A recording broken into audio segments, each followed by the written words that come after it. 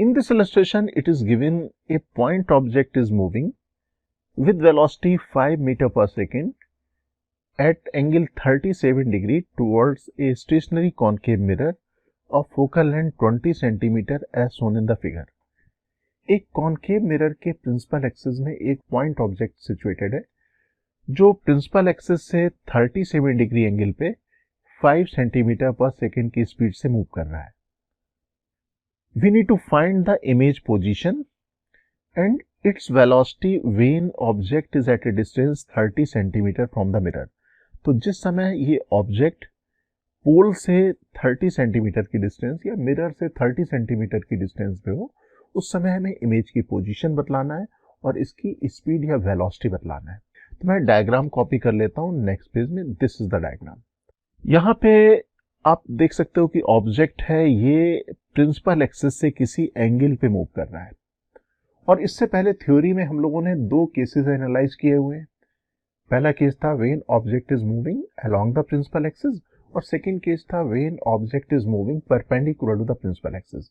लेकिन इस particular situation में object is moving at certain angle incline with the principal axis. तो ऐसी सिचुएशन में हम लोग इसकी वेलोसिटी के कंपोनेंट्स कर लेंगे along the principal axis or perpendicular to the principal axis, and we know any component of the vector act as a independent vector. तो यहाँ पे हम लोग assume कर सकते हैं कि इसके जो components आएंगे principal axis के parallel या along the principal axis और perpendicular to the principal axis, वो दो independent cases हो जाएंगे. That means हम लोग एक तरह से superposition use कर रहे हैं. Suppose हम लोग अपनी axis define कर दें, x axis along the principal axis और y axis perpendicular to the principal axis, ये मैंने डिफाइन कर दी. अब x component along the principal axis हम लोग इसको vx से डिफाइन करें और इसको perpendicular to the principal axis इस कंपोनेंट को vy से रिप्रेजेंट करें. ये मेरे पास हो गया x कंपोनेंट और ये हो गया y component. Now we can calculate this x component.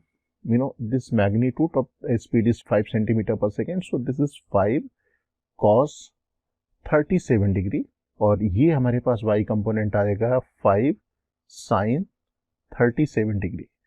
हम लोग इसे यूनिट वेक्टर नोटेशन में लिख सकते हैं.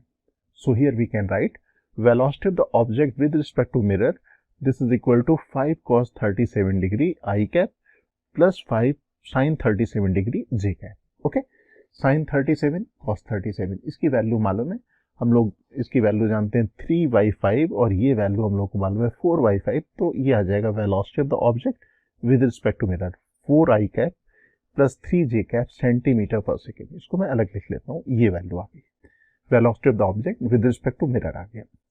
Now we have standard formula जो हम लोगों ने ड्राइव किए हुए थे. हम लोगों को मालूम है अलोंग द प्रिंसिपल एक्सिस अगर ऑब्जेक्ट मूव कर रहा है तो इमेज वेलोसिटी कैसे एक्सप्रेस करते हैं, perpendicular to the principal axis move कर रहा है तो इमेज वेलोसिटी कैसे एक्सप्रेस करते हैं. सबसे पहले हम लोग रिकॉल करते हैं अलोंग द प्रिंसिपल एक्सिस, जिसे हम लोग एक्स एक्सिस कह रहे हैं. तो along the principal axis we can write velocity the image with respect to the mirror along X direction equal to minus M square multiplied by velocity of the object with respect to mirror along X direction. Okay, अब ये जो velocity of image with respect to the mirror है इसको हम लोग लिख सकते हैं velocity of the image minus velocity of the mirror, और यहाँ पे लिख सकते हैं velocity of the object minus velocity of the mirror, और ये हमारे पास है अलोंग द प्रिंसिपल एक्सिस और एक्स डायरेक्शन. सिमिलरली जो दूसरा हमारे पास कॉन्सेप्ट हम लोगों ने डेवलप किया था वो था perpendicular to the principal axis. Image velocity अगर perpendicular to the principal axis लिखनी होती थी तो हमारे पास रिलेशन आता था velocity of the image with respect to mirror along y direction equal to minus m multiplied by velocity of the object with respect to the mirror along y direction. y direction का मतलब है perpendicular to the principal axis.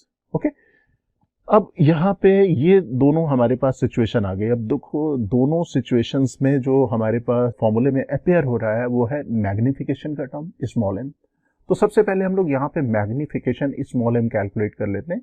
उसके लिए हमें use करना होगा magnification formula, और magnification formula हम लोग जानते हैं this is equal to I upon O is equal to minus V divided by you.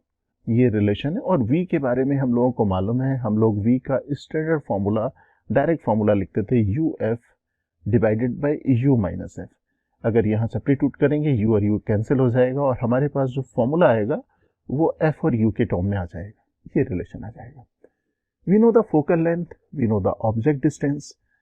अब यहाँ पे हमें विद प्रॉपर साइन रखना होगा। इंसिडेंट रे ट्रैवलिंग डायरेक्शन हमारे पास ये, this is the incident ray travelling direction, और यू मेजर करने के लिए हमें चलना पड़ेगा ऐसे, दैट मीन्स यू का साइन नेगेटिव। एफ मेजर करने के लिए we need to move like this, that means toward the left direction, F sign is again negative. तो यहाँ पे नेगेटिव साइन के साथ -30 और -20 सब्स्टिट्यूट करना होगा, और अगर हम लोग इसे सॉल्व कर लेंगे तो ये वैल्यू आ जाएगी -2, मैग्निफिकेशन की वैल्यू आ गई। अब सबसे पहले हम लोग X component of the image velocity calculate कर लें। फॉर्मूला हमारे पास था velocity of the image minus velocity of the mirror along X direction, that is equal to -m² velocity of the object minus velocity of the mirror along X direction, ये relation था। अब यहाँ पे हम लोग velocity of the image calculate करेंगे X component के लिए। Velocity of the mirror is equal to 0, mirror rest में है।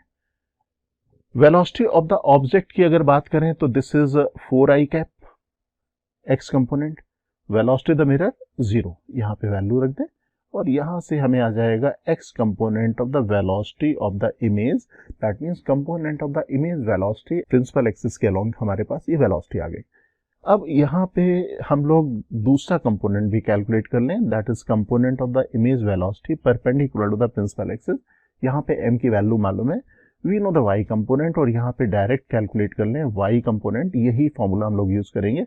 यहाँ पे velocity of the object with respect to the mirror हम लोगों को मालूम है 3j कैप है, ओके। m की वैल्यू हम लोगों को गिवन है, ये हम लोगों ने कैलकुलेट की, यहाँ पे रख दिया वैल्यू, और ये वैल्यू आ गई -6j सेंटीमीटर पर second. Now we can write expression for the velocity of the image. ये वेलोसिटी ऑफ द इमेज आएगी with respect to ground, this is equal to -16i cap -6j cap, ये हमारे पास हो गई velocity of the image. Velocity of the image तो हमने calculate कर लिया।